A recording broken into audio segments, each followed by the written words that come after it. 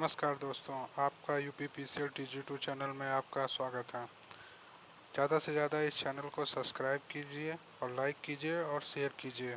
जैसा कि हम बताना चाहते हैं कि जो प्रीवियस ईयर के यूपीपीसीएल एग्ज़ाम हुए हैं उसका हम एक सेट बना के टाइप करा के हम आपको बता रहे हैं, जिसमें उसमें निम्न क्वेश्चंस हैं और उसका जो है हम यहाँ पे डिस्कस करेंगे। और जितने भी ऑब्जेक्टिव टाइप आज के पिछले क्वेश्चन में जो आए हुए हैं उसको जो है हम यहाँ पे जानेंगे। और आपको बताना चाह रहे हैं कि इस चैनल को सब्सक्राइब कर लीजिए, ज़्यादा से ज़्यादा सब्सक्राइब करिए और अपने दोस्तों में शेयर करिए, क्योंकि हम उतनी ही अधिक से अधिक वीडियो यहाँ पे बनाएंगे। तो जैसा कि आप आइए हम अपना पहला क्वेश्चन देखते हैं। इसमें जो पहला क्वेश्चन है ये आपको दिख रहा है, वह अधिकतम विपरीत वोल्टता जो कोई डायोड सह सकता है। इसमें जैसे आप देख रहे हैं कि यहाँ पे पहला क्वेश्चन जो है वह अधिकतम विपरीत वोल्टता जो कोई डायोड सह सकता है कहलाता है। क्या कहलाता है?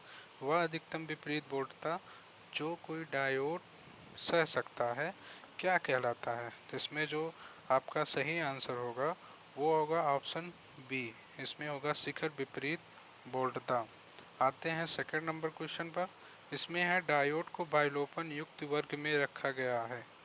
डायोड को बाइपोलन युक्त वर्ग में रखा गया है क्योंकि इसका ऑप्शन दूसरा सी होगा, क्योंकि इसमें धारा का संचालन होल्स तथा मुक्त इलेक्ट्रॉन्स दोनों के द्वारा संपन्न होता है। इसी को हम डायोड का बाइपोलन युक्त वर्ग में रखा गया है। आते हैं ऑप्शन 3 पे। जीनर डायोड की शक्ति खपत। जीनर डायोड की शक्ति खपत ऑप्शन ए है शून्य भार धारा न्यूनतम होती है, बी शून्य भार धारा पर अधिकतम होती है, ऑप्शन सी सदैव शून्य होती है और ऑप्शन डी भार धारा परिवर्तनों से अप्रभावित रहती है। तो ऑप्शन नंबर 3 में जो होगा वो होगा कौन सा? बी, शून्य भार धारा पर अधिकतम होती है। फोर्थ नंबर क्वेश्चन में देखते हैं कि दिए गए चित्र में दर्शाए गए संकेतों में से जीनर डायोड का संकेत कौन सा है। फोर्थ नंबर क्वेश्चन में आप देखिए ए बी सी डी, इसमें आपको बताना है कि जीनर डायोड का संकेत कौन सा है। सोचिए कौन सा है। और इसमें जो जीनर डायोड का जो संकेत होता है वो होता है बी वाला। ये ऐसे बनता है, इसकी जो लकीर है इधर से आएगी। बात करते हैं फिफ्थ नंबर क्वेश्चन की।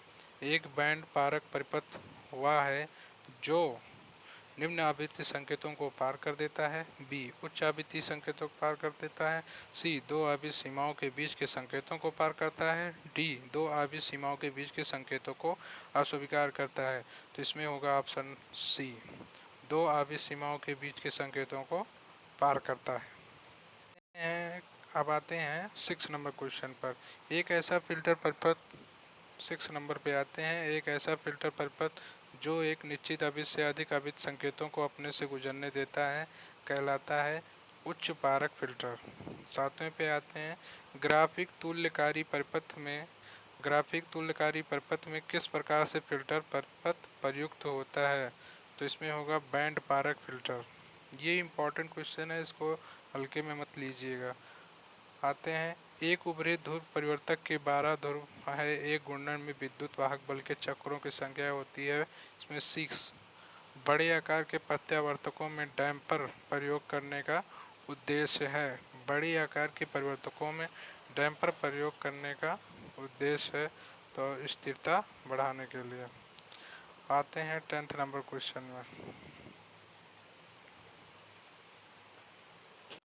आते हैं 7th नंबर क्वेश्चन पे। तो इसमें आपको दिख रहा है कि इसका जो 7th नंबर क्वेश्चन है उसमें आपको दिख रहा है, इसमें दिख रहा है कि ग्राफिक तुल्यकारी परिपथ में किस प्रकार से फिल्टर प्रयुक्त होते हैं। तो 7th नंबर क्वेश्चन में जो ऑप्शन होगा वो होगा ऑप्शन सी, बैंड पारक फिल्टर। 8th नंबर में आएंगे। एक उभरे ध्रुव प्रत्यावर्तक के 12 ध्रुव हैं तो एक घूर्णन में विद्युत वाहक बल के चक्रों की संख्या होगी। तो 8th नंबर क्वेश्चन में होगा 6 होगा। बड़े आकार के प्रत्यावर्तक में डैम्पर का प्रयोग करने का उद्देश्य है। 9th नंबर क्वेश्चन में स्थिरता बढ़ाने के लिए।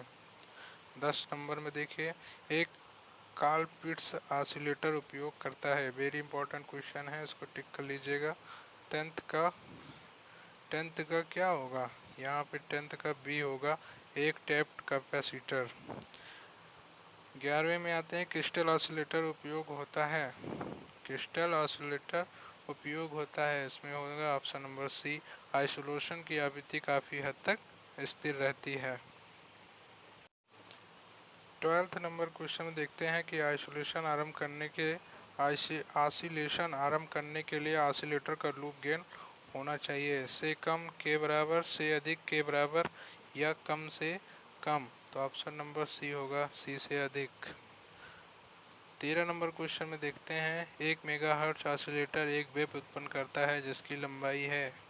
1 मेगाहर्ट्ज ऑसिलेटर एक वेव उत्पन्न करता है जिसकी लंबाई क्या है, सी 300 मीटर।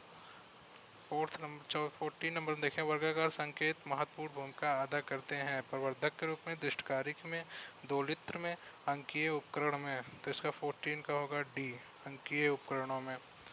15 नंबर क्वेश्चन देखिए, sinusoidal. 15 number, sinusoidal oscillator feedback वाला एक एम्पलीफायर है। तो 15 नंबर क्वेश्चन में कौन सा होगा, बी धनात्मक। कौन सा होगा, बी होगा, बी धनात्मक। वह दोलित्र परपथ जो ज्या तरंग संकेत को वर्गाकार तरंग संकेत में परिवर्तित करने के लिए बनाया जाता है। तो इसमें ऑप्शन होगा क्या, ए समिट ट्रिगर। 17 नंबर क्वेश्चन देखिए, आरसी फेज विचलन दोलित्र में उत्पादित आवृत्ति निर्भर करती है। तो इसमें ऑप्शन कौन सा होगा, सी आरसी संजाल के समय नियतांक पर कांस्टेंट होता है। आरसी फेज जो विचलन दोलित्र में उत्पादित आवृत्ति निर्भर करती है वो आरसी संजाल के समय नियतांक पर। बात करते हैं 18 क्वेश्चन में, आरसी दोलित्र द्वारा उत्पादित आवृत्ति निम्नलिखित व्यंजकों की ज्ञात की जाती है। तो 18th नंबर में जो होगा वो होगा कौन सा, ए वाला, एफ बराबर 1/2 पाई आर इंटू सी होगा। 19 नंबर में देखते हैं कि स्टेबल मल्टी वाइब्रेटर होती है। तो 19 नंबर में क्या होगा, कोई स्थिर अवस्था नहीं। 20 में देखते हैं, IC 555 की प्रचालन बोलता है। तो 20 नंबर में कौन सा होगा, डी होगा, कि +5 से +15 वोल्ट DC। आते हैं 21 नंबर में, एक ब्लॉगिंग दोलित्र होता है, एक ब्लॉगिंग दोलित्र होता है। तो इसमें क्या होता है, सी होता है, आरादंत तरंग दोलित्र। 22 में आते हैं, जर्मेनियम डायोड की अपेक्षा सिलिकॉन डायोड से वरीयता प्रदान की जाती है। तो इसका क्या होता है, इसमें इसका जो जर्मेनियम डायोड की अपेक्षा सिलिकॉन डायोड को वरीयता प्रदान, क्यों। तो 22 नंबर क्वेश्चन में होता है डी, यह कम तापमान सुग्रही होता है। जो जर्मेनियम हमारा होता है वो ज़्यादा वो करता है। 23 का है, 23 नंबर क्वेश्चन देखिए, ब्रेकडाउन स्थिति में पूर्व सिलिकॉन डायोड की रिसाव धारा पर का स्तर होता है। दोस्तों हम इसमें 30 क्वेश्चन सॉल्व करेंगे, उसके बाद हम अपनी अगली वीडियो 30 क्वेश्चन का देंगे। हम 250 क्वेश्चन का MCQ आपको देने का वादा किए हैं और उतना क्वेश्चन हम आपको प्रोवाइड करेंगे। 23 नंबर में देखिए, ब्रेकडाउन स्थिति में पूर्व सिलिकॉन डायोड की रिसाव धारा करंट का स्तर होता है। तो इसमें होता क्या है, 1 माइक्रोन एंगस्ट्रॉम। 24 नंबर में देखिए, दिए गए चित्र में प्रदर्शित परिपथ का है और इसमें 1 मेगावाट से अधिक आवृत्तियों से पैदा करने के लिए वरीयता दी जाती है। तो आपके सामने ये चित्र बना है, तो इसमें कौन सा हो सकता है, आप देख के हमें बताएं। 24 नंबर क्वेश्चन है और 24 नंबर क्वेश्चन में आप देखें तो इसमें कौन सा हो सकता है। एक होता है कॉलपिट दोलित्र, ये जो फिगर बना है आपको इतने में ही है कॉलपिट दोलित्र। इसमें होता है कौन सा, कॉलपिट दोलित्र। 25 नंबर में देखेंगे कि आवृत्तियों द्वारा, 25 नंबर क्वेश्चन में देखिए इसमें क्या दे रहा है, आवृत्तियों द्वारा उत्पन्न करने के लिए आरसी दोलित्र उपयुक्त होता है। तो 25 नंबर क्वेश्चन में जो होगा वो होगा डी, श्रव्य। दोलन जारी रखने हेतु बर्खासन का मानदंड निम्नवत व्यक्त किया जाता है। तो इसका 26 नंबर में जो होगा वो होगा बी। इसका होगा alpha A into beta equal to 1। 27 number question है, अवमंदित तरंगों का आयाम होता है। कौन सा नंबर 27 में देखिए तो अवमंदित तापमान होता है। तो इसका होगा ऑप्शन डी, समय के साथ बढ़ता जाता है। आते हैं ऑप्शन 28 पे, एलईसी दोलित्र ऑसिलेटर द्वारा उत्पादित आवृत्तियों का मापन किया जाता है। तो इसमें 28 नंबर में जो होगा वो हमारा सी होगा, या दो तो सीआरओ से अथवा इलेक्ट्रॉनिक आवृत्तियाँ मापी यंत्रों में। 29 नंबर में देखिए, एलईसी दोलित्र ऑसिलेटर द्वारा उत्पादित आवृत्ति की गणना करने का सूत्र है। तो 29 नंबर में कौन सा होगा, इसमें से होगा बी, एफ बराबर 1/2 pi under root L into C. 30 number में आते हैं, एक प्रवर्धक परिपथ दोलित परिपथ की भांति तभी कार्य कर सकता है जब उसका लूप गेन हो जाता हो। तो क्या हो जाता हो, उसका लूप गेन अनंत हो जाए तब। 31 नंबर पे आते हैं, वेन ब्रिज दोलित्र में प्रयुक्त होता है। तो 31 नंबर में जो हमारा 31 नंबर है, ये 30 तक आज हम उसके बाद करेंगे। उसके बाद अगला क्वेश्चन जो है हम 30 अगले दिन वीडियो में देंगे, क्योंकि मेरे पास टाइम कम, ठीक ना। हाँ।